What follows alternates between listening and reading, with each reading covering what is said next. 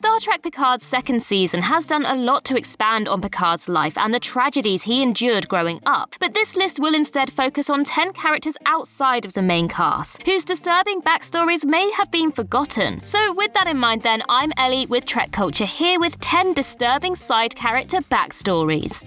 Number 10. Nian Soon. Dr. Nian Soon, the creator of the Soong-type androids like Data, Law, and B4, was one of the most respected scientists of all time when the next generation began. But prior to his breakthrough of creating the first functional positronic brain, he was mocked as a deluded madman that his colleagues dubbed often wrong Soong. In his past, Dr. Soong failed to deliver on many promises. This gave him his sour reputation and led to him disappearing into a life of seclusion on the planet Omicron Theta. Here he finally made progress on creating a positronic brain with help from his wife Juliana, but one of his creations, Law, ended up betraying him and leading to the destruction of Omicron Theta by the crystalline entity. After his android Data was recovered from the wreckage of Omicron Theta, Soong finally got the recognition he deserved for creating the first positronic brain, but the Federation presumed that he died in the attack on the colony. In reality, he escaped the colony and resumed his research, working on perfecting Data's emotion chip. Number 9. Mourn. Most fans of Deep Space Nine will recognize Mourn, the strange-looking alien seen frequently in Quark's bar. Mourn was actually Quark's best customer, which makes sense when you learn about his dark past. Mourn was an interstellar criminal. He was involved in an operation called the Lesepian Mother's Day heist, where he was able to escape the planet Lesepia during their Mother's Day festivities with 1,000 stolen bricks of gold-pressed latinum. Mourn, a criminal genius, realized that he would soon be caught, so he swallowed the liquid latinum and hid it away in his second stomach until the statute of limitations expired. Because he could no longer be prosecuted for the crime, Mourn became the legal owner of the latinum. We learn all of this in the episode Who Mourns for Mourn, in which the statute of limitations finally expired and Mourn faked his own death to throw his accomplices of the heist off of his trail and keep them from stealing a portion of the stolen latinum. Eventually, Quark helped Mourn deal with his accomplices, and in return, Mourn offered him a portion of the latinum. Number 8. Louis Zimmerman. Dr. Louis Zimmerman was the renowned holographic specialist who created Voyager's emergency medical hologram, the Doctor. The Doctor frequently mentioned Dr. Zimmerman, referring to him almost as a sort of father figure. Eventually, he even got the chance to meet him in person in the episode Lifeline. When we meet Dr. Zimmerman in this episode, it's clear that he's unhappy with life. He shuns interaction with other people in favor of holograms of his own creation. He was mostly upset because he was dying, but he gave up hope because he was unsatisfied with his life's work. The EMH Mark I was revolutionary when it was first invented, so much so that Dr. Zimmerman based its design off of his own appearance. Unfortunately for Louis, technology rapidly advanced and eventually it was time to create the EMH Mark II. When the Mark Is were phased out, they weren't simply destroyed but instead sent to mine ore for the Federation. All across the quadrant there were highly intelligent holograms with the voice and face of Dr. Zimmerman drudging through mines, working without rest as expendable pawns. This resentment towards the EMH Mark Is is why Louis originally rejected the Doctor's help. Number 7. Ariam. Even though Ariam was seen frequently since the beginning of Star Trek Discovery, we never learned much about her until just before her death in the episode Project Daedalus. Immediately after seeing Ariam for the first time, fans were sure her backstory was going to be interesting. She appeared to be somewhat cybernetic, so speculation online went wild. Some fans guessed she was a robot, others thought she was a member of a cyborg species similar to the Borg. As Project Daedalus showed us, her cybernetic enhancements were actually the result of a horrific shuttle accident. The accident was so severe that Ariam's partner was killed and a large amount of her body needed to be replaced technologically. We never learned much about how Ariam's physical and mental abilities were affected by her cyborg parts, but we are shown that her enhanced brain was unable to forget memories unless they were manually deleted. This meant that Ariam had to sort through her memories to decide which ones to keep and which to discard, as her human mind wasn't able to hold all of it. Number 6. Kevin Riley.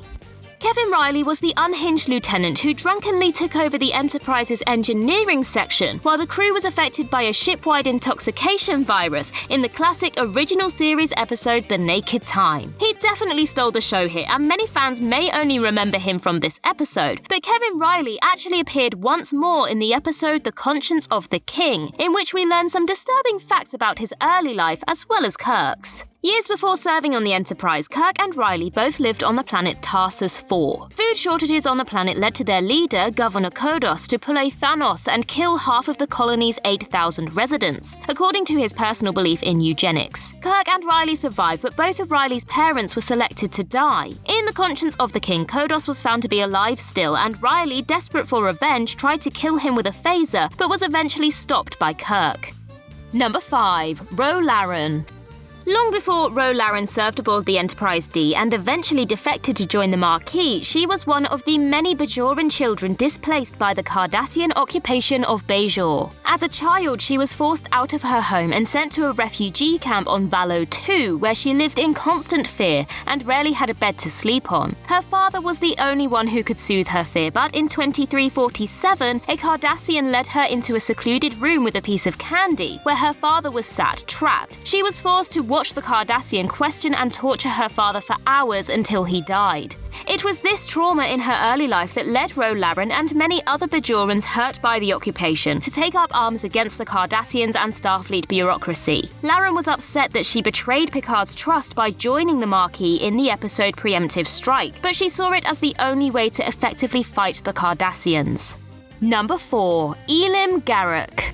From the first moment we saw Garrick on Deep Space Nine, it was clear that something wasn't quite right with him. His demeanor was so friendly yet off-putting, and the way he spoke made it seem as if he was always hiding the full truth. Garrick had an extremely violent past. He was a member of the Obsidian Order, the Cardassian military intelligence agency. Working with the Order, he was responsible for the deaths of countless individuals. He was a skilled assassin and torturer, responsible for the interrogation and execution of Gul Dukat's father, and claimed to have also taken out a number of Romulan officials while posing as a gardener on Romulus. Garrick was eventually exiled from Cardassia Prime after betraying his friend in Narbran Tain, though he has given many different explanations of how exactly this happened. He moved to Deep Space Nine, then called Terok Nor, and was able to escape the Obsidian Order by setting up a tailor shop aboard the station, under the protection of the Federation, though he always longed to return to Cardassia Prime. Number 3. Saric.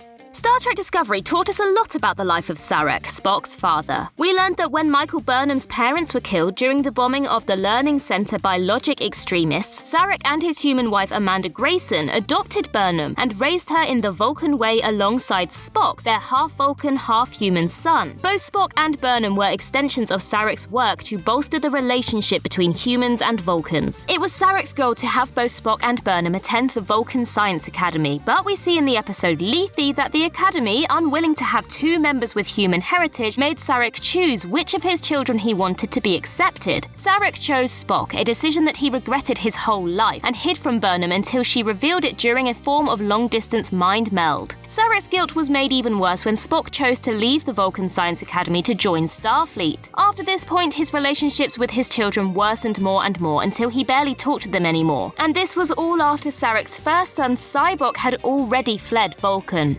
Number 2. Luther Sloan. Luther Sloan was an agent of Section 31 who appeared in Deep Space Nine a number of times. Section 31, the Federation's unofficial secret intelligence agency, attracted a number of mentally scarred people, and Sloan was no exception. Sloan played an important role in releasing the morphogenic virus into the changeling population. When Dr. Bashir learned about this genocide plot in the episode Extreme Measures, he lured Sloan to the station to force the cure from him. Entering his mind using an advanced neural interface, Bashir was able to explore Sloan's memories, secrets, and insecurities. It was in this simulated construction of Sloan's mind where we learned that he left his family on Earth to join Section 31 and rarely ever saw them again. We also found out that he was kept awake most nights filled with regret over the various crimes he had committed for the sake of the Federation. It's possible that Sloan made up this backstory as a way to stall for time while Bashir searched his mind for a cure. But he was unable to lie about the cure, so it's likely that the memories of his family were at least based on reality. Sloan killed himself in an attempt to keep the cure from Bashir, but Bashir was fortunately able to find it before Sloan died.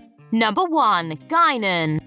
Star Trek Picard has given us a lot of insight into Gainen's past on Earth. In the Next Generation episode Time's Arrow, we learned that she even lived on Earth as early as 19th century, as her species, the El-Orians, live extremely long lives and can even control their aging. It's implied that she was on Earth to hide from her father, but the true tragedy of Gainen's life wasn't her struggles on ancient Earth or even her time in the Nexus in Star Trek Generations. Sometime in the 23rd century, Gainen's homeworld was destroyed by the Borg, and most of her species was wiped out. Gainen was reluctant to share this information with anyone, even her closest friends, but when the Enterprise D encountered the Borg in the episode Q Who, she finally told Picard. The El-Orians were one of the most powerful species in the galaxy before they were exterminated by the Borg. They have highly evolved mental powers that can sense disturbances in time, and they even have a strong relationship with the Q, able to summon a member of the Continuum in times of need. And that concludes our list. If you can think of any that we missed, then do let us know in the comments below. And while you're there, don't forget to like and subscribe and tap that notification bell. Also, head over to Twitter and follow us there at Trek Culture. And I can be found across various social medias just by searching Ellie Littlechild. I've been Ellie with Trek Culture. I hope you have a wonderful day, and remember to boldly go where no one has gone before.